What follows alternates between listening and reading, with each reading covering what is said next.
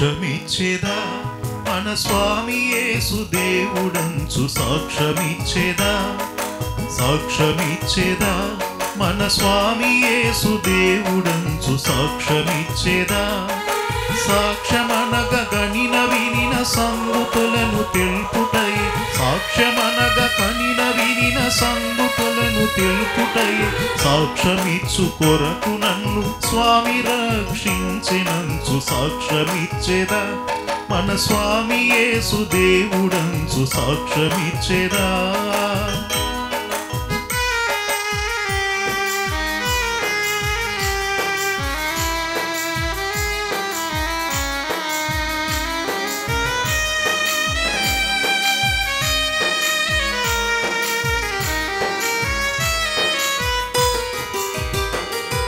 దిక్కుదెసయులేని నన్ను దేవుడెంతో కనికరించి దిక్కుదెసయులేని నన్ను దేవుడెంతో కనికరించి మక్కువతో నాకు నెట్లు మనశ్శాంతినిచ్చినాడు సాక్ష్యమిచ్చేదా మన స్వామి యేసు దేవుడంచు సాక్ష్యమిచ్చేదా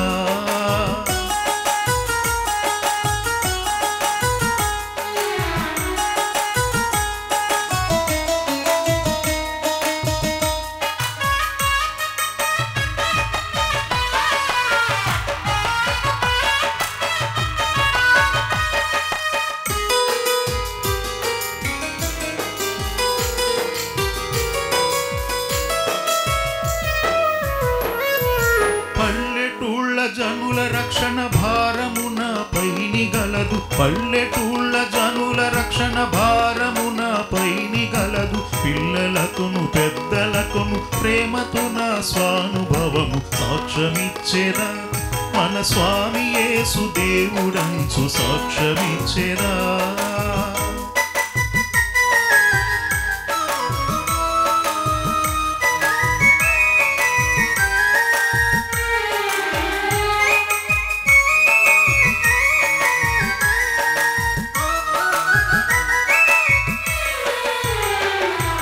బోధ చేయలేను వాదములకు బోను నాకదేల బోధ చేయలేను వాదములకు బోను నాకదేల నాదుడేసు ప్రభును గూర్చి నాకు తెలిసినంత వరకు సాక్ష్యమిచ్చేదా మన స్వామి యేసు దేవుడనుచు సాక్ష్యమిచ్చేదా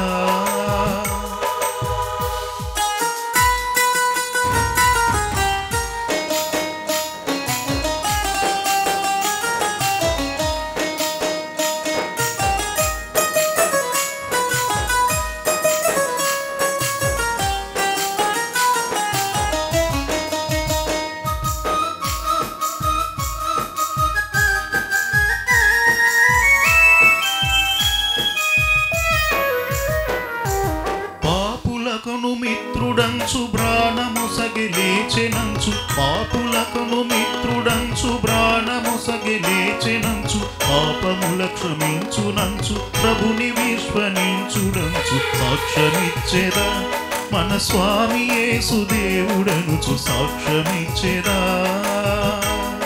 నా అనుభవం సాక్ష్యమిచ్చేదా నాడు నేడు అనే కార్యక్రమం గురించి ఈ రోజున దేవుని దయతో 68వ ఎపిసోడ్లో నా 59 ఏళ్ల అనుభవంలో 333 మాటలు సపోర్ట్ చేసిన వారిలో 68వ మాట్లాడే మాటల గురించి అలాగే మొదటి పాటలో దేవుని వాక్యం తెలుసుకున్న 7 మాట్లాడే 7 మాటల గురించి అలాగే రెండవ పాటలో దేవుని వాక్యం తెలియనప్పుడు 7 రకాల కష్టఫలతో 7 అనుభవ సాక్ష్యాల గురించి మూడవ పాటలో దేవుని వాక్యం తెలుసుకున్న నేను 30 ఏళ్లుగా 7 మాటలతో 7 రకములుగా దేవునికి 1000 స్తుతి స్తోత్రం చెల్లించడం గురించి ఈ కార్యక్రమాలను ప్రతిరోజు సాయంత్రం 7 గంటల నుంచి 7 గంటల 30 నిమిషాల వరకు మోక్ష మార్గం టీవీ ఛానల్స్లోను యూట్యూబ్ ఛానల్స్లోను ఈ కార్యక్రమాలను ప్రసారం చేయటం మాత్రమే కాకుండా 333 ఎపిసోడ్లలో పాత నిబంధనల నుంచి 333 వాక్యాలు పత్రికల నుంచి 333 వాక్యాలు స్వార్థల నుంచి 333 వాక్యాలను తీసుకొని దేవునికి 1000 స్తోత్రములు చెల్లించడం గురించి మీ అందరికీ చెప్పబోతున్నాను. ముందుగా మొదటి పార్ట్లో 7 మాట్లాడే 7 మాటలలో మొదటి మాట 1965లో ఉండే నిరుపేదల గురించి నాడు నేడు నా అనుభవ సాక్ష్యం ఏమిటంటే నిరుపేదలుగా అన్ని కులాలలో అన్ని మతాలలో ఉన్నటువంటి ఆ రోజుల్లో నిరుపేదలుగా ఉన్నటువంటి వారు ప్రతిరోజు కూడా మరి కూలి పనుల నిమిత్తమై కూలి పనులు చేయడానికి అనేక రకాలైన పనులు చేసేవారు. అనేకులు మరి రోడ్డు పక్కన చేపలు పెట్టి అమ్మటము కానీ, అలాగే రోడ్డు పక్కన మామిడికాయలు షాపు పెట్టి అమ్మటము కానీ, అలాగే రోడ్డు పక్కన చిన్న ఇడ్లీ టీ షాప్ పెట్టి అలాగే అమ్మటము కానీ, అటువంటి చిన్న చిన్న మరి వ్యాపారాలు నిరుపేదలుగా ఉన్నటువంటి వారు ఆ రోజుల్లో అటువంటి పనులు చేసేవారు. మరి నేడు 2024లో ఉండే నిరుపేదల గురించి నాడు నేడు నా అనుభవ సాక్ష్యం ఏమిటంటే నిరుపేదల వారసులుగా పట్టణాలలో ఫారిన్ కంట్రీస్లో ఉంటున్నారు. అన్ని మతాలలో అన్ని కులాలలో ఉన్నవారికి నిరుపేదలుగా ఉన్నట్టు వారికి ప్రభుత్వ పథకాలు వస్తున్నాయి. అనేక మంది మాట సపోర్ట్ చేసేవారు ఉంటున్నారు. అనేక రకాలుగా ఆర్థికంగా సపోర్ట్ చేసిన వారి అందరి కొరకు మనం ఇప్పుడు కూడా కృతజ్ఞతలు చెల్లించేవారిగా ఉండాలి. రెండవ మాట 1965లో ఉండే చదువుకునే స్తోమత లేని నిరుపేద పిల్లల గురించి నాడు నేడు నా అనుభవ సాక్ష్యం ఏమిటంటే నిరుపేద పిల్లలు అన్ని మతాలలో అన్ని కులాలలో ఉన్నటువంటి వారు చదువుకునే స్తోమత లేక ప్రభుత్వ పథకాలు లేనప్పుడు మరి తల్లిదండ్రులు సపోర్ట్ లేనప్పుడు ఆ రోజుల్లో నిరుపేదలుగా ఉన్నటువంటి పిల్లలు బాల కార్మికులుగా అనేక రకాలైన పనులకు వెళ్ళటం జరిగేది. అనేక యజమానుల దగ్గర పాలేతనముగా ఉండి మరి పాలేతనముగా వెళ్ళి ఆ గేదెల్ని మేపటం కానీ ఆ గడ్డి కోయటం కానీ మరి అనేక రకాలైన పాలితనముగా ఉండి ఆ ఇంట్లో ఆ యజమానులకి అవసరమైన పనులన్నీ కూడా చేయటానికి ఆ రోజుల్లో చిన్నపిల్లలు అటువంటి పనులు చేసేవారు. మరి నేడు 2024లో నిరుపేద పిల్లల గురించి సాక్ష్యం ఏమిటంటే నిరుపేద పిల్లలు చదువుకోవటానికి ప్రభుత్వ పథకాలు వస్తున్నాయి. తల్లిదండ్రులు కూడా అప్పులు చేసి మంచిగా ఫీజులు కట్టి పిల్లల్ని చదివించే తల్లిదండ్రులు మరి స్తోమత కలిగిన వారు ఉన్నారు. అంతే మాత్రం కాకుండా మరి పిల్లలు ఫారిన్ కంట్రీస్ వెళ్ళటానికి కూడా మరి తల్లిదండ్రులు బ్యాంకుల్లో లోన్లు తీసుకొని ప్రతి నెల ఈఎంఐ కట్టేలాగిన లోన్లు తీసుకొని తల్లిదండ్రులు మరి చదివిస్తున్నారంటే తాత నాయనమ్మలకు తల్లిదండ్రులకు అటువంటి వారికి మనం ఎప్పుడూ కూడా కృతజ్ఞతలు చెల్లించేవారుగా మనం ఉండాలి. మరి మూడవ మాట 1965లో వృద్ధుల గురించి నాడు నేడు అనుభవ సాక్ష్యం ఏమిటంటే వృద్ధులు వికలాంగులు విధవరాండ్రులు అన్ని మతాలలో అన్ని కులాలలో ఉండేవారు. ఆ రోజులో ప్రభుత్వ పథకాలు రానప్పుడు ప్రతి కుటుంబంలో ఉన్నటువంటి చిన్న మరిదిగా ఉన్నటువంటి ఆయన మరి ఇంటిలో భోజనం పెట్టకుండా సరైన మరి బట్టల సౌపాయం చేయకుండా చాలా నీచంగా చూస్తూ అసహించుకుంటూ ఆ చిన్న మరిదిగా ఉన్నటువంటి ఆయన వృద్ధులను వికలాంగులను విధవరాండ్రులను తీసుకెళ్ళి ఆ రోజుల్లో మరి అనాథాశ్రమంలో పెట్టడం జరిగేది. మరి నేడు 2024లో ఉండే వృద్ధుల గురించి నా అనుభవ సాక్ష్యం ఏమిటంటే మరి అన్ని మతాలలో అన్ని కులాలలో ఉండే వృద్ధులకు వికలాంగులకు విధవరాండ్రులకు ప్రభుత్వ పథకాలు వస్తున్నాయి. అంతే మాత్రం కాకుండా వారి ఫంక్షన్లో వస్తున్న గురించి మరి చిన్నమరిదిగా ఉన్నటువంటి ఆయన మరి వారిని ఇంటిలోనే పెట్టుకొని వారికి వచ్చే డబ్బులను చూసి వారిని ఇంటిలో పెట్టుకుని వారికి మంచిగా భోజనం పెట్టడం, మంచిగా బట్టలు సౌపాయం చేయటం, మంచిగా ప్రేమగా చూడటం అటువంటి చూసే మరి అటువంటి చిన్నమరిదిగా ఉన్నటువంటి ఆయనకి మరి టీవీ కార్యక్రమం ద్వారా వారికి నా ప్రత్యేకమైన కృతజ్ఞతలు తెలియజేస్తున్నాను. మరి నాలుగో మాట 1965లో ఉండే పుట్టుక క్రైస్తవుల గురించి నాడు నేడు నా అనుభవ సాక్ష్యం ఏమిటంటే పుట్టుక క్రైస్తవులుగా వారానికి ఒక్కసారే సంఘానికి వెళ్ళి దేవుని స్తుతించి మహింపరిచి ఆరాధించి ఉండేవారు. మిగిలిన రోజులంతా వారు ప్రతిరోజు కూడా అనేక రకాలైన పనులకి వెళ్ళటం జరిగేది. అనేక యజమానుల దగ్గర పాలితానం ఉండటం, గేదెలను కాయటం, మరి ఉదయాన్నే 5 గంటలకు వెళ్ళి ఆ గేదెల్ని మరి ఆ గేదెలకు ఉన్న ఆ పేడంతా తీసేసి ఆ గేదెలను కడుక్కొని వచ్చి ఆ పాలు తీసి ఆ పాలు అమ్మటం కానీ పుట్టుక క్రైస్తవులుగా ఉన్నటువంటి వారు ఆ రోజుల్లో అటువంటి పనులు చేసేవారు. మరి నేడు 2024లో ఉండే పుట్టుక క్రైస్తవుల వారసుల గురించి నేడు నా అనుభవ సాక్ష్యం ఏమిటంటే పట్టణాలలో ఫారిన్ కంట్రీస్లో మంచి మంచి ఉద్యోగాలు చేస్తున్నారు, పెద్ద పెద్ద బిల్డింగ్లో ఉంటున్నారు. వాటన్నిటికీ కారణము ఆ రోజుల్లో పుట్టుక క్రైస్తవులుగా ఉన్నటువంటి వారు అటువంటి కష్టపడి చదివించిన గురించే ఈ రోజున మనము ఈ స్థితిలో ఉన్నాము. అంతే మాత్రమే కాకుండా పుట్టుక క్రైస్తవులుగా వారు ఆ రోజుల్లో చేసిన ప్రార్థన ఫలితంగానే ఈరోజు మన సొంత ఇంటిలో సొంత గృహాల్లో మంచి ఆస్తిపరులుగా కోటేశ్వరులుగా ఉంటున్నామంటే అటువంటి తాతలకు నాయనమ్మలకు అమ్మమ్మలకు తల్లిదండ్రులకు ఎప్పుడు కూడా కృతజ్ఞత చెల్లించేవారుగా మనం ఉన్నట్టయితే దేవుడు మనల్ని ఇంకా అంచెలంచెలుగా ఆశీర్వదిస్తాడని నా అనుభవం మీకు సాక్ష్యం ఇస్తున్నాను. 5వ మాట 1965లో ఉండే పాస్టర్ల గురించి నాడు నేడు నా అనుభవ సాక్ష్యం ఏమిటంటే పాస్టర్లుగా పేదరికంతో ఉంటూ సరైన భోజనం లేకుండా కుటుంబంగా ఉపవాసాలు ఉంటూ మరి బిడ్డలను కూడా చదివించే స్తోమత లేక, వారికి మంచి బట్టలు కొనే స్తోమత లేక, బిడ్డలకు పెళ్లి చేసేటువంటి స్తోమత లేక ఉన్నప్పటికీ మరి పాస్టర్లు పేదరికంలో ఉంటూ మరి అనేక చోట్లకు నడుచుకుంటూ వెళ్ళి పేదరికంలో ఉన్నప్పటికీ గ్రామాలకు వెళ్ళి ఆ రోజుల్లో సువార్త సేవ చేస్తున్నటువంటి అటువంటి పాస్టర్లకు నా ప్రత్యేకమైన కృతజ్ఞత తెలియజేస్తున్నాను. మరి నేడు 2024లో ఉండే పాస్టర్ల వారసులుగా ఉన్నటువంటి వారు 3 రకాలైన మరి సువార్త పరిచర్యలు, 3 రకాలుగా పాస్టర్ల గురించి మీకు అందరికీ చెప్పబోతున్నాను. మొదటి రకం పాస్టర్లు చూసినట్లయితే పట్టణాల్లోనూ ఫారిన్ కంట్రీస్లోనూ పెద్ద పెద్ద చర్చిలు కడుతున్నారు. మరి పెద్ద పెద్ద ఫంక్షనాలు తీసుకుని లైవ్ ప్రోగ్రాం ద్వారా అనేక మందికి వాక్యాన్ని అందిస్తున్నారు. అంతే మాత్రమే కాకుండా వచ్చిన సంఘస్థులు అందరికీ కూడా భోజనం పెడుతున్నారు. పేదరికంలో ఉన్న వారికి కూడా సహాయం చేసే మరి దైవసేవకులుగా అనేక మంది ఉండటం మనం చూస్తున్నాం. మరి రెండవ రకం పాస్టర్లు చూసినట్లయితే పాస్టర్లుగా ట్రైనింగ్ అయ్యి అనేక చర్చలలో జీతాలు తీసుకునే వారిగా, 2 పాస్టర్లుగా, 5 పాస్టర్లుగా, 10 మంది పాస్టర్లుగా సంఘానికి వెళ్తున్నారు. కానీ 2 పాస్టర్లకు పడక మరి 2 పాస్టర్లు గొడవ పడుతున్నారు. మరి 5 మంది పాస్టర్లు గొడవ పడుతున్నారు, 10 మంది పాస్టర్లు గొడవ పడుతున్నారు. అంతే మాత్రమే కాకుండా సంఘాన్ని 2గా చీల్చి పెద్ద పాస్టర్కి ఒక గ్రూపు, చిన్న పాస్టర్ ఒక గ్రూపుగా చేసుకుని సంఘ పెద్దలతో శ్రవణ సంబంధంతో సంఘ పాస్టర్లు అనేక మంది గొడవ పడే పాస్టర్గా 2వ రకమైన పాస్టర్గా మనం చూస్తున్నాం. మరి 3వ రకం పాస్టర్లు చూసినట్టయితే మరి పల్లెటూరులో కానీ, పట్టణాల్లో కానీ, ఫారిన్ కంట్రీస్లో కానీ, చర్చిలలో కానీ సువార్త చెప్పేవారు పాస్టర్లు కాదు. మీరు ఎక్కడెక్కడైతే మరి వాక్యం చెప్తారంటే మరి జైలులో ఉన్నటువంటి ఖైదీల దగ్గరికి వెళ్ళటం, అలాగే అడవి ప్రాంతాల్లో, కొండ ప్రాంతాల్లో సైకిల్ కూడా వెళ్ళలేని ప్రదేశాలకు నడుచుకుంటూ ఆ రాళ్లలో, తుప్పల్లో, ఆ ముళ్ళ కంచుల్లో మరి నడుచుకుంటూ వెళ్ళి మరి గిరిజనులకు, పేద ప్రజలకు వాక్యాన్ని అందించి వారు మార్పు చెందేలాగన వాక్యాన్ని బోధించి వస్తున్నటువంటి అటువంటి సంఘ కాపురులకు, పాస్టర్లకు నా ప్రత్యేకమైన కృతజ్ఞత తెలియజేస్తున్నాను.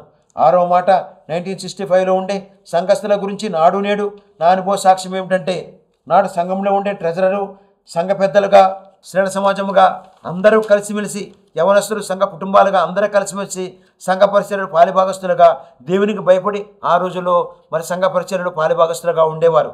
మరి నేడు 2024లో ఉండే సంఘస్థుల గురించి సాక్ష్యం ఏమిటంటే, మొదటి రకం సంఘ పరిచర్య ట్రెజరర్గా సంఘములో మంచి పేరు ప్రఖ్యాత గల వారిగా సంఘములో అందరికీ కనిపిస్తారు. కానీ వారింటిలో మాత్రం కోడల్ని బాధపెట్టడం, కూతుర్ని కొడుకుని బాధపెట్టడం, భార్యని బాధపెట్టే అటువంటి బుద్ధిని మార్చుకొని ఇప్పుడే వారికి మంచి బుద్ధి, మంచి ప్రేమ, అటువంటి బుద్ధి రావాలని మీరు నేను కలిసి అటువంటి బుద్ధి ఉన్న వారి అందరి కొరకు ప్రార్థన చేద్దాం. 2వ రకం సంఘ పరిచర్య చూసినట్లయితే సంఘ పిసిసి సంఘ పెద్దలుగా సంఘంలో మంచి పేరు ప్రఖ్యాత గల వారిగా మరి అందరికీ కనిపిస్తారు. కానీ వారింటిలో మాత్రం తల్లిని తండ్రిని బాధపెట్టడం, అన్నా చెల్లిని బాధపెట్టడం, వదిన ఆడపడుచులను బాధపెట్టడం, అనేక రకాలైన వారిని బాధపెట్టి అటువంటి బుద్ధి ఉన్న వారికి వారి బుద్ధి మార్చుకొని అందరితో ప్రేమగా మాట్లాడే బుద్ధి వారికి రావాలని, అటువంటి బుద్ధి, అటువంటి మనసు వారికి ఉండాలని మీరు నేను కలిసి వారి అందరి కొరకు ప్రార్థన చేద్దాం.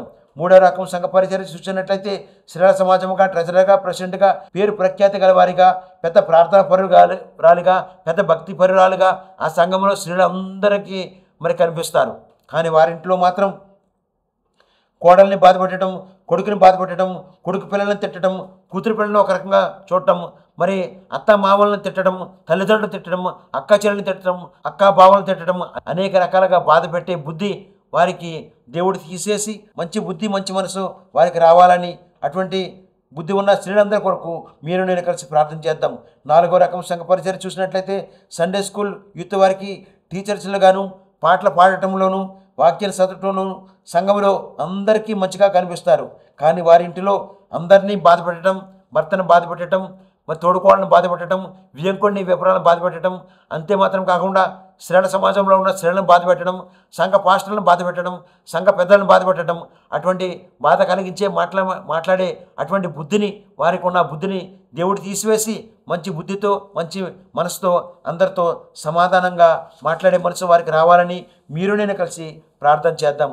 మరి 7వ మాట చూసినట్లయితే 1965లో మరి క్రైస్తవ కుటుంబాల గురించి నాడు నేడు నా అనుభవ సాక్ష్యం ఏమిటంటే, ఆ రోజుల్లో క్రైస్తవ కుటుంబం తల్లి తండ్రి భార్య భర్తల పిల్లలు అందరూ కూడా దేవుని సన్నిధికి వెళ్ళి దేవుని స్తుతించి మహింపరిచి ఘనపరిచి వాక్యం విని వచ్చిన ఆ కుటుంబాల్లో ప్రభు సంతోషంతో సమాధానంతో మరి సంపూర్ణమైన ఆరోగ్యంతో ఆ కుటుంబాల్లో ఆ రోజుల్లో వారందరూ ఉండటం జరిగేది. 2024లో నేడు చూసినట్టయితే క్రైస్తవ కుటుంబంగా పట్టణాల్లో ఫారిన్ కంట్రీస్లో ఉంటున్నారు. 24 గంటలు దేవుని వాక్యం ఉంటున్నారు. అయినా ఒకే ఇంటిలో ఉంటున్నారు, కానీ వారికి సంతోషం లేదు, సమాధానం లేదు, మరి సంపూర్ణ ఆరోగ్యం లేకుండా ఒకే ఇంటిలో ఉంటున్నట్టు వారు ఎలా ఉంటున్నారంటే పెద్ద చిన్నాన్న కూతుర్ని కలిపేది మాట్లాడే మాట, ఒకే ఇంటిలో ఉంటున్న పెద్ద చిన్నాన్న కూతుర్ని కలిపేది మాట్లాడే మాట, ఒకే ఇంటిలో ఉంటున్న పెద్ద చిన్నాన్న కూతుర్ని విడదీసేది కూడా మాట్లాడే మాట, ఒకే ఇంటిలో ఉంటున్న రెండవ చిన్నాన్న కూతుర్ని కలిపేది మాట్లాడే మాట, ఒకే ఇంటిలో ఉంటున్న రెండవ చిన్నాన్న కూతుర్ని విడదీసేది కూడా మాట్లాడే మాట, ఒకే ఇంటిలో ఉంటున్న మరి చిన్నాన్న కూతుర్ని కలిపేది మాట్లాడే మాట, ఒకే ఇంటిలో ఉంటున్న చిన్నాన్న కూతుర్ని విడదీసేది కూడా మాట్లాడే మాట, ఒకే ఇంటిలో అందరినీ కలిపేది మాట్లాడే మాట, ఒకే ఇంటిలో ఉంటున్న అందరినీ విడదీసేది కూడా మాట్లాడే మాట. అందుకే ప్రియ సహోదరి సహోదరుడా, మీ ఇంట్లో మీకు సంతోషము సమాధానము అందరూ కలిసిమెలిసి ఉండాలంటే మీరు చేయవలసింది ఒకటి ఏమిటంటే మీ నోటిని అదుపు చేయండి, మీ మాటను పొదుపు చేయండి, మీ బుద్ధిని మార్చుకోండి. అప్పుడే మీ కుటుంబంలో అందరూ కూడా సంతోషంతో సమాధానంతో సంపూర్ణమైన ఆరోగ్యంతో ఉంటారని నా అనుభవ సాక్ష్యం ఇస్తున్నాను. ఇప్పుడు ఒక స్తుతిగీతం విందాం. స్తుతిగీతం విన్న తర్వాత రెండవ పార్ట్లో దేవుని వాక్యం తెలియనప్పుడు 7 రకాల కష్టఫలం గురించి, 7 అనుభవ సాక్ష్యముల గురించి, మూడవ పార్ట్లో దేవుని వాక్యం తెలుసుకున్న నేను 30 ఏళ్లుగా 7 మాటలతో 7 రకములుగా దేవునికి 1000 స్తుతి స్తోత్రం చెల్లించ గురించి ఇప్పుడు మీ అందరికీ చెప్పబోతున్నాను. స్తోత్రం చెల్లింతుము, స్తుతి స్తోత్రం చెల్లింతుము, స్తోత్రం చెల్లింతుము, స్తుతి స్తోత్రం చెల్లింతుము. యేసునాథుని మేలులు తలంచి, యేసునాథుని మేలులు తలంచి స్తోత్రం చెల్లింతుము, స్తుతి స్తోత్రం చెల్లింతుము.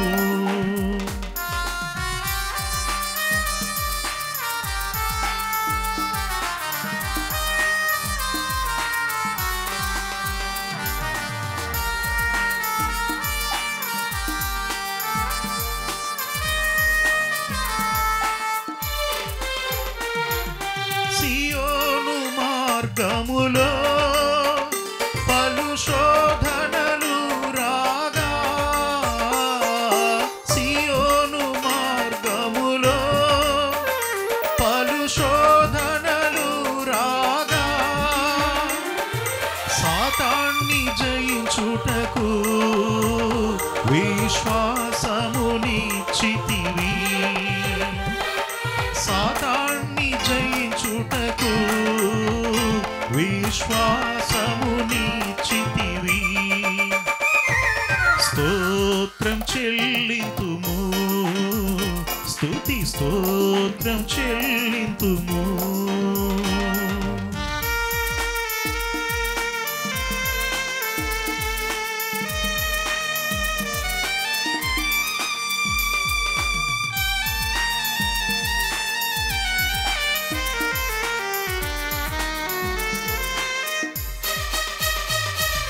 సిలువను మోసుకొని సువార్తను చేపట్టి, సిలువను మోసుకొని సువార్తను చేపట్టి, యేసుని వెంబడింప ఎంత భాగ్యమునిచ్చితివి, యేసుని వెంబడింప ఎంత భాగ్యమునిచ్చితివి. స్తోత్రం చెల్లింతుము, స్తుతి స్తోత్రం చెల్లింతుము. రెండవ పార్ట్లో దేవుని వాక్యం తెలియనప్పుడు 7 రకాల కష్టఫలం గురించి 7 అనుభవ సాక్ష్యాలు ఏమిటంటే, మొదటి నా అనుభవ సాక్ష్యం 1965 నుండి 2024 వరకు నా 59 ఏళ్ల అనుభవంలో 333 మంది మనుషులు మాట్లాడే మాట సపోర్ట్ చేసిన వారిలో మరి 68వ మాట్లాడే మాట ఎవరే ఉంటే చల్లా బసవనాగన్న గారు, నన్ను హైదరాబాద్ పంపించిన మాస్టర్ గారికి నా ప్రత్యేకమైన కృతజ్ఞత తెలియజేస్తున్నాను. ప్రభునందు నిద్రించినటువంటి మరి మాస్టర్ సల్లా బసవ నాగన్న గారు పాదాభివందనాలు తెలియజేస్తున్నాను. రెండవ అనుభవ సాక్ష్యం చూసినట్లయితే 1987లో నాడు దేవుని వాక్యం తెలియనప్పుడు హైదరాబాద్లో నిరుద్యోగ సమస్యతో తిండి లేక, ఉండటానికి రూము లేక, వంట చేసుకోవడానికి సామాన్లు లేక, తిరిగి వెళ్ళటానికి ఛార్జీకి డబ్బులు కూడా లేక 6 నెలల వరకు భోజనం లేకుండా యూసుఫ్ కూడా పోలీస్ క్యాంటీన్లోనే 25 పైసలు పెట్టి 4 ఇడ్లీ తిని 4 గ్లాసులు నీళ్లు తాగి ఆ రకంగా ఆ రోజుల్లో అటువంటి పస్తులుంటూ మరి భోజనం లేకుండా అటువంటి పరిస్థితిలో ఆ రోజుల్లో నేను బాధపడేవాడిని. మరి మూడవ అనుభవ సాక్ష్యం చూసినట్లయితే 1988లో నాడు అనుభవ సాక్ష్యం ఏమిటంటే దేవుని వాక్యం తెలియనప్పుడు హైదరాబాద్లో ఆర్థిక సమస్యలతో బాధపడినప్పుడు మరి డబ్బులు లేక, చేతిలో డబ్బులు లేక అప్పులు చేయటము, అలాగే బంగారాలు తాకట్టు పెట్టడము, అటువంటి ఆర్థిక సమస్యలతో ఆ రోజుల్లో నేను బాధపడటం జరిగింది. మరి నాలుగవ అనుభవ సాక్ష్యం చూసినట్లయితే 1999లో నాడు నా అనుభవ సాక్ష్యం ఏమిటంటే దేవుని వాక్యం తెలియనప్పుడు హైదరాబాద్లో 12 చోట్ల మరి రూములు అద్దెలు తీసుకొని హైదరాబాద్లో ఉండే పరిస్థితి ఆ రోజుల్లో నాకు ఉండడం జరిగింది. మరి ఐదవ అనుభవ సాక్ష్యం 1990లో నాడు నా పరిస్థితి ఏమిటంటే దేవుని వాక్యం తెలియనప్పుడు హైదరాబాద్లో మార్బుల్ గ్రానైట్ టైల్స్ పనికి వెళ్ళినప్పుడు మరి నాకంటే సీనియర్ మేస్త్రులు నేను మరి పని మంచిగా నేర్చుకుంటానని, వారికంటే ఎక్కువ నాకు జీతం వస్తుందని మరి సీనియర్ మేస్త్రులు నానా రకాలుగా నన్ను ర్యాగం చేయటం ప్రారంభించేవారు. నేను పట్టుకెళ్ళిన అన్నం బాక్స్ అంతా తినేసి ఆ అన్నం బాక్సులో ఇటుక ముక్కలు కానీ, సిమెంట్ కానీ, ఇసుక కానీ, టైల్స్ ముక్కలు కానీ, మార్బుల్ ముక్కలు కానీ అటువంటి నింపిపెట్టి ఆ పూట నేను భోజనం తినకుండా మరి ఆ బాక్సులో అన్నమంతా తినేసి అటువంటి పెట్టడం జరిగేది. అయినప్పటికీ వారిని ఏమనకుండా ఆ మధ్యాహ్న సమయంలో భోజనం లేకుండా ఆ పస్తుతోటే ఆ పనులు చేయడం ద్వారా నాకు 7 రకాలైన అనారోగ్యాలకు నేను గురికావడం జరిగింది. ఆరవ అనుభవ సాక్ష్యం చూసినట్లయితే 1994లో పరిస్థితి ఏమిటంటే దేవుని వాక్యం తెలియనప్పుడు హైదరాబాద్లో 7 రకాలైన అనారోగ్యాలతో నేను బాధపడటం జరిగింది.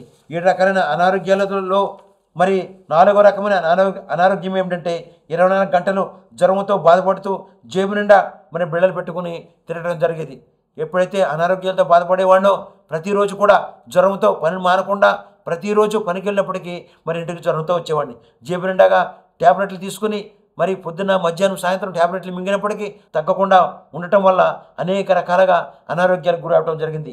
అటువంటప్పుడు 7వ అనుభవ సాక్ష్యం చూసినట్లయితే 1994లో దేవుని దర్శనము, దేవుని స్వస్థత ఉన్న నేను యేసుక్రీస్తు శిలువ దర్శనం చూసిన నేను, యేసుక్రీస్తు శిలువలో మాట్లాడిన 7 మాటలు తెలుసుకున్న నేను, మరి ఆ 7 మాటల కంటే ముందుగా నేను తెలుసుకున్న మరి యేసుక్రీస్తు పొందిన ఆ గాయాలు, ఆయన పొందిన శ్రమలు, ఆయన పొందిన బాధలు ఏమిటంటే మొదటిగా 150 కేజీల బరువు గల శిలువను మోస్తూ, రెండవదిగా 15 అడుగుల మరి ఎత్తుగల శిలువను మోస్తూ, మూడవదిగా 8 అడుగుల వెడల్పుగా శిలువను మోస్తూ, నాలుగవదిగా 350 మంది సైనికులతో, ఐదవదిగా 50 గుర్రపురవతులతో, ఆరవదిగా 3 సార్లు మరి కిందకు పడిపోవటం, ఏడవదిగా 5480 శరీరంపై గాయములతో, మరి 8వదిగా 17 తలలో లోతైన గాయములతో, 9వదిగా 17 గంటల పాటు నీరు లేకుండా ఉండటం, మరి 10వదిగా 150 వీపైన గాయములతోటి, 11వదిగా 6.5 లీటర్ల రక్తం చిందించి, 12వదిగా శిలువపై మాట్లాడిన 7 మాటలలో మరి 4వ మాట ఏమిటంటే మత్తయి సువార్త 20వ అధ్యాయం 46వ వచనంలో ఏలీ ఏలీ లామా సబక్త, నా దేవా నా దేవా నన్నెందుకు చేయవిడిచితివని ఆయన మాట్లాడిన ఆ మాటలను జ్ఞాపకం చేసుకున్న నేను 3వ పార్ట్లో దేవుని వాక్యంతో సంబంధం కలిగి 7 మాటలతో 7 రకములుగా 1000 స్తుతి స్తోత్రం చెల్లించడం గురించి నా అనుభవ సాక్ష్యం ఏమిటంటే మొదటి మాటతో దేవునికి ప్రతి ఉదయం స్తుతించడం కొరకు పాత నిబంధనల 39 గ్రంథముల నుంచి 333 స్తుతించే వాక్యములలో 68వ స్తోత్రం, 20వ గ్రంథము 17వ అధ్యాయం 13వ వచనంలో ఇశ్రాయేలునకు ఆశ్రమణ దేవా మీకే స్తుతి స్తోత్రం చెల్లించమని ప్రతి ఉదయమున స్తుతించడం ద్వారా మన కుటుంబంలో సంతోషం కలుగుతుందని నా అనుభవ సాక్ష్యం ఇస్తున్నాను. 2వ మాటతో దేవునికి ప్రతి మధ్యాహ్నమున మయపరచడం కొరకు పత్రిక పాఠ్యంలో నుండి 23 గ్రంథంలో నుంచి 333 స్తుతించే వాక్యంలో 68వ స్తోత్రం చూసినట్లయితే ఎబ్రిల్కి రాసిన పత్రిక 9వ అధ్యాయం 15వ వచనంలో కొత్త నిబంధనకు మధ్యవర్తి అనే దేవా మీకే స్తుతి స్తోత్రం చెల్లించమని ప్రతి మధ్యాహ్నం మహింపరచడం ద్వారా మన కుటుంబంలో సమాధానం కలుగుతుందని నా అనుభవ సాక్ష్యం ఇస్తున్నాను. 3వ మాటతో దేవునికి ప్రతి సాయంత్రంలో గణపరచడం కొరకు స్వార్థ పాఠ్యం 4 గ్రంథంలో నుంచి 333 స్తుతించే వాక్యంలో 68వ స్తోత్రం చూసినట్లయితే లూకాసు వార్త 1వ అధ్యాయం 68వ వచనంలో ప్రభు అయిన ఇశ్రాయేలు దేవా మీకే స్తుతి స్తోత్రం చెల్లించమని గణపరచడం ద్వారా మన కుటుంబంలో సంతోషము, సమాధానము, సంపూర్ణ ఆరోగ్యంగా మన కుటుంబం ఉంటుందని మీ అందరికీ నా అనుభవ సాక్ష్యం ఇస్తున్నాను. 4వ మాటతో దేవునికి పరిశుద్ధ దినమున కృతజ్ఞత కానుక ఇచ్చుట గురించి నా అనుభవ సాక్ష్యం ఏమిటంటే, ఎవరైతే ప్రతిరోజు కూడా కూలి పనులు చేస్తున్నారో, వారం అంతా కూలి పనులు చేసి వారం డబ్బులు తీసుకుంటున్నారో, ఎవరైతే చిన్న చిన్న వ్యాపారాలు చేసి వారం సంపాదిస్తున్నారో, వారందరూ కూడా ప్రతి ఆదివారం దేవునికి దశమ భాగం ఇవ్వండి. అంతే మాత్రం కాకుండా వారం అయ్యే ఇంటి ఖర్చుల నుంచి కూడా దశమ భాగం ఇవ్వండి. నెల జీతం తీసుకునేవారు దేవునికి దశమ భాగం ఇవ్వండి. నెల ఇంటికి అయ్యే ఖర్చుల నుంచి దేవునికి దశమ భాగం ఇవ్వండి. ఎక్కడైతే మీరు ప్రభురాత్రి భోజన సంస్కారం తీసుకుంటున్నారో, ఎక్కడైనా బాప్తిసం తీసుకుంటున్నారో, ఆ సంఘానికే మీరు దశమ భాగములు ఇచ్చినట్లయితే మీ సంఘ కాపరి అనేక మంది వాక్యాలు చెప్పడం ద్వారా, అనేక మంది వాక్యాల ద్వారా మార్పు చెందడానికి, అనేక మంది వాక్యం తెలుసుకోవడం ద్వారా మీరే ఆ వారికి కారకలుగా అటువంటి భాగ్యం మీకే దక్కుతుంది. కాబట్టి దశమ భాగం ఇచ్చుట ద్వారా మరి దైవ సేవకులు అనేక మందికి వాక్యాలు చెప్పడానికి అవకాశం వస్తుంది. కాబట్టి మరి అటువంటి భాగ్యం మీకు కలుగుతుంది. కాబట్టి దేవుడు మిమ్మల్ని 30 60 100 ఆశీర్వదిస్తాడని నా అనుభవ సాక్ష్యం ఇస్తున్నాను. మరి 5వ మాటతో దేవునికి ప్రతిరోజు కృతజ్ఞతాస్తుతి చెల్లించడం గురించి నా అనుభవ సాక్ష్యం ఏమిటంటే, క్రైస్తవులుగా ఉన్నటువంటి మీరు ప్రతి ఒక్కరూ కూడా మన స్లీపింగ్ చేసే సమయంలో ప్రతిరోజు కూడా అన్ని కులాల్లో ఉన్న కుటుంబాల కొరకు, అన్ని మతాల్లో ఉన్న కుటుంబాల కొరకు దేవుడు అందరి ప్రతి ఒక్కరిని కాసి కాపాడేందుకు ప్రతి ఒక్కరి కొరకు మనం ప్రార్థన చేయాలి. ప్రధానమంత్రి కొరకు, మరి రాష్ట్రపతి కొరకు, అలాగే ముఖ్యమంత్రి కొరకు, గవర్నర్ కొరకు, ఐఏఎస్ కొరకు, ఐపీఎస్ల కొరకు, మరి జడ్జీల కొరకు, రాయల కొరకు, డాక్టర్ల కొరకు, నర్సుల కొరకు, పోలీసు అధికారుల కొరకు, ప్రభుత్వ ఉద్యోగులు అందరి కొరకు, వారందరి కుటుంబాలని దేవుడు కాసి కాపాడేందుకు, అలాగే వాహనాల్లో డ్రైవర్గా పనిచేస్తున్న వారి కుటుంబాలను కాసి కాపాడినందుకు, వాహనాలు ప్రయాణించే ప్రయాణికులందరి కుటుంబానికి దేవుడు కాసి కాపాడినందుకు ప్రతిరోజు కూడా మన దేవునికి స్తుతి స్తోత్రం చెల్లించినట్లయితే దేవుడు మన కుటుంబాన్ని అంచెలంచెలుగా ఆశీర్వదిస్తాడని నా అనుభవం మీకు సాక్ష్యం ఇస్తున్నాను. 6వ మాటతో దేవునికి ప్రతిరోజు సాక్ష్యంతో స్తుతించడం గురించి నా అనుభవ సాక్ష్యం ఏమిటంటే, 68వ ఎపిసోడ్లో 68వ మాట గురించి, 68వ స్తుతించడం గురించి, 68వ మహిమపరచడం గురించి, 68వ గణపరచడం గురించి, 68వ కృతజ్ఞత కానుకల గురించి, 68వ కృతజ్ఞతతో స్తుతించడం గురించి, 68వ సాక్ష్యంతో స్తుతించడం గురించి, 68వ ఎక్కువ జామున విజ్ఞాపన ప్రార్థన గురించి, 68వ కలిపే మాట గురించి, విడదీసే మాట గురించి ఈరోజు చెప్పే భాగ్యం దేవుడు నాకు దయచేసినందుకు దేవునికి స్తుతి స్తోత్రం చెల్లించుచున్నాను. 7వ మాటతో దేవునికి ప్రతిరోజు జామున విజ్ఞాపన ప్రార్థన మరి దేనికోసం చేయాలంటే, నిరుపేదల కొరకు, డైలీ కూలి పనులు చేసుకునే వారి కొరకు, చదువుకునే స్తోమత లేని వారి కొరకు, వృద్ధులు, వికలాంగులు, మరి వృద్ధాప్యములు ఉన్నవారి అందరి కొరకు, పుట్టుక క్రైస్తవుల కొరకు, పాస్టర్ల కొరకు, సంఘ పెద్దల కొరకు, క్రైస్తవ కుటుంబాల కొరకు, నిరుద్యోగ సమస్యతో బాధపడుతున్న వారి కొరకు, చేతి వృత్తి చేసుకునే వారి కొరకు, ఆర్థిక సమస్యలతో బాధపడుతున్న వరకు, అద్దె ఇంటిలో ఉంటున్న వారు అద్దె కట్టుకోలేనటువంటి పరిస్థితిలో ఉన్న వారి కొరకు, అనారోగ్యాలతో బాధపడుతున్న వారి కొరకు, విడిపోయిన కుటుంబాల అందరి కొరకు మనందరం కూడా మీరు నేను కలిసి ప్రార్థన చేద్దాం. మహాపరిశుద్ధుడు, ప్రేమ కలిగిన మా ప్రియ పరలోకపు తండ్రి, మీ ఘనమైన ప్రశస్తమైన బంగారు పాదాలకు లెక్కలేని స్తుతి స్తోత్రాలు చెల్లించుకుంటున్నాను తండ్రి. ఈ రోజున ప్రభా 68వ ఎపిసోడ్ చెప్పే భాగ్యం దయచేసినందుకు స్తోత్రాలు చెల్లించుకుంటున్నాను తండ్రి. టీవీ ద్వారా, యూట్యూబ్ ద్వారా ఈ కార్యక్రమంలో మరి ఈ ప్రార్థనలు ఏకీపించి ఎవరైతే ఏదైతే అడుగుతున్నారో అవన్నీ కూడా ఈరోజే మీరు దయచేసినందుకు లెక్కలేని స్తుతి స్తోత్రాలు చెల్లించుకుంటున్నాను తండ్రి. ఇద్దరైన ప్రభా నార్మల్ డెలివరీ ద్వారా ఆడబిడ్డకు, మగబిడ్డకు, కవలకి జన్మనిచ్చిన తల్లి బిడ్డలను మీకు దీవించి ఆశీర్వదించండి. అలాగే పుట్టినరోజు, పెళ్లి రోజులు, అలాగే గృహప్రవేశాలు ప్రభా, అలాగే ఈరోజే నూతనంగా వివాహం జరుపుకున్న కుటుంబాలను కూడా మీరు దీవించి ఆశీర్వదించండి. అలాగే స్కూల్కి వెళ్ళి వచ్చే చిన్నబిడ్డలను కూడా మీరు దీవించి ఆశీర్వదించండి. మరి యవనస్తులు కాలేజీకి వెళ్ళి లేవచవారిని దీవించి ఆశీర్వదించండి. భార్య భర్తలుగా ఉద్యోగ నిమిత్తమై మళ్ళీ వెళ్ళి వచ్చిన వారిని, వాహనం నడుపుతున్న డ్రైవర్లందరినీ, వాటిలో ప్రయాణించే ప్రయాణికులందరినీ కూడా మీ ధైర్యం కాపుదల కాసు కాబట్టి, ఎవరైతే వివాహాలు జరగాలని అడుగుతున్నారో, ఎవరైతే గర్భాలను కావాలని అడుగుతున్నారో, ఉద్యోగాలు రావాలని అడుగుతున్నారో, అలాగే తండ్రి నాయన ప్రభా మరి పిఆర్ రావాలని అడుగుతున్నారు, మరి ఉద్యోగాలు లేక బాధపడుతున్నారు, అనేక మంది స్వస్థత జరగాలని అడుగుతున్నారు, వారిని అందరినీ మీరు ముట్టండి, స్వస్థపరచండి. మంచి మెడిసిన్ ద్వారా వారికి సంపూర్ణ స్వస్థ పొందుకునేలాగా మీ దయలో మీ కాపుదలో ప్రతి ఒక్కరిని కాసు కాబట్టి వారు అడిగినవన్నీ కూడా మీరు దయచేస్తున్నందుకు మీకు లెక్కలేని స్తుతి స్తోత్రాలు చెల్లించుకుంటూ మా ప్రభువుని మీ ప్రియకమైన యేసుక్రీస్తునామమున ప్రార్థించి స్తుతించి వేడుకుంటున్నాను పరమ తండ్రి. ఆమేన్, ఆమేన్, ఆమేన్. దేవునికి స్తుతి స్తోత్రం చెల్లించుచున్నాను. ఈ రోజున 68వ ఎపిసోడ్ చెప్పే భాగ్యం దేవుడు దయచేసినందుకు దేవునికి స్తుతి స్తోత్రం చెల్లించుకుంటూ ఈ 68వ ఎపిసోడ్ మాటలను విన్నందుకు మీ అందరికీ మరొకసారి నా ప్రత్యేకమైన కృతజ్ఞత తెలియజేస్తూ ఈ 68వ ఎపిసోడ్ మాటను ముగిస్తున్నాను. ఆమేన్, ఆమేన్, ఆమేన్.